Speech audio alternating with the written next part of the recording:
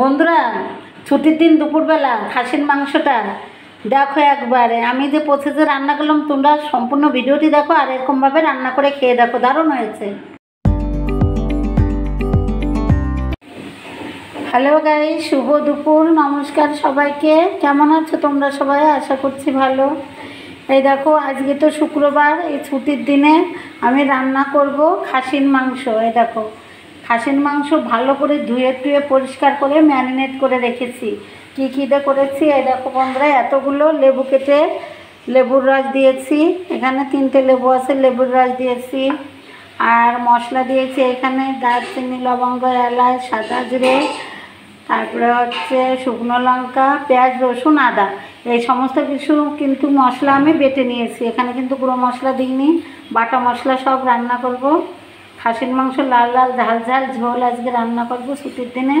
তোমরা পুরো ভিডিওটি দেখতে থাকো, আশা করছি তোমাদের ভীষণই ভালো লাগবে।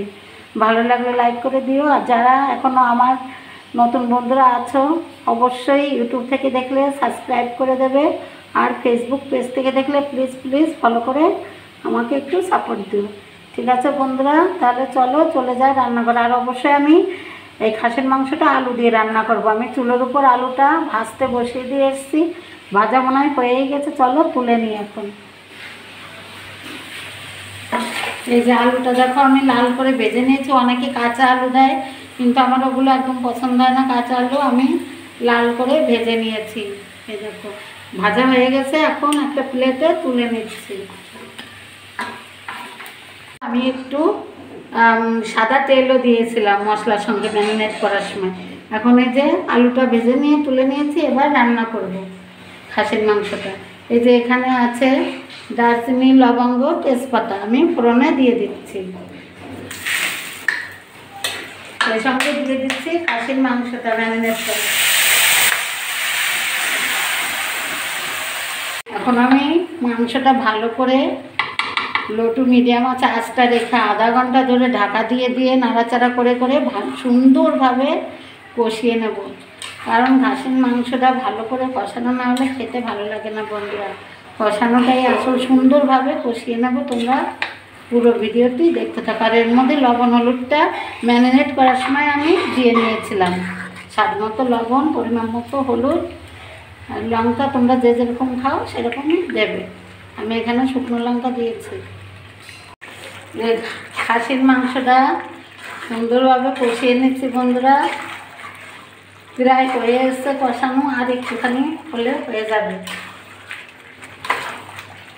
মাটনটা আমি সুন্দরভাবে কষিয়ে নিয়েছি। চুলাটা আমি একদম একটু কমিয়ে দিয়েছি, একটু গরম জল করবো তো করার মতো। এই কষিয়ে রাখা খাসির মাংসটা আমি প্রেসার কুকারে দিয়ে দিচ্ছি। এই যে কষিয়ে রাখা খাসির মাংসটা আমি প্রেসারের ভিতর দিয়ে 2টো সিটি দেব। প্রেসারের ভিতর কষানো মাংসটা ঢেলে দিচ্ছি। আমি মাংসর যে ঝোলটা দেবো, এই যে জলটা গরম করে নিয়েছি, এবার প্রেসারটা বসিয়ে দিচ্ছি। গরম জলটা ঢেলে দিচ্ছি কষানো মাংসের ভিতরে।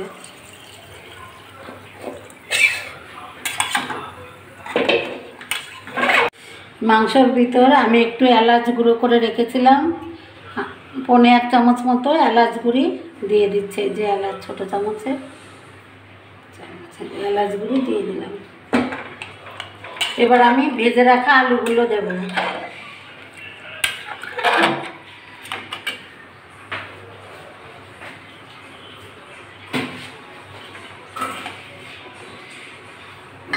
এবার ভেজে রাখা আলুগুলো দিয়ে দিচ্ছি একটা একটা করে। আর বন্ধুরা তোমরা তো জানো গোটা রসুন খেতে আমার পরিবারের সবাই খুবই পছন্দ করে। তাই দেখো আমি 3টে গোটা রসুন ভালো করে ছিলে ধুয়ে নিয়েছি, রসুন 3টেও দিয়ে দিচ্ছি।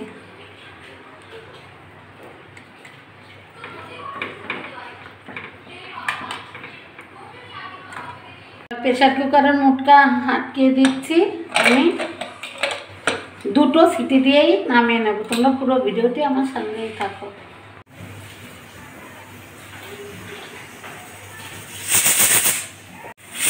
এই যে খাসির মাংসটা সিটি পড়ে গেছে, আমি এখন চুলাটা বন্ধ করে দিলাম।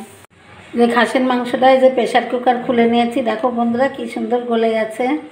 খাসির মাংসটা আমি এখন প্রেশার থেকে একটা প্লেটে তুলে নিচ্ছি।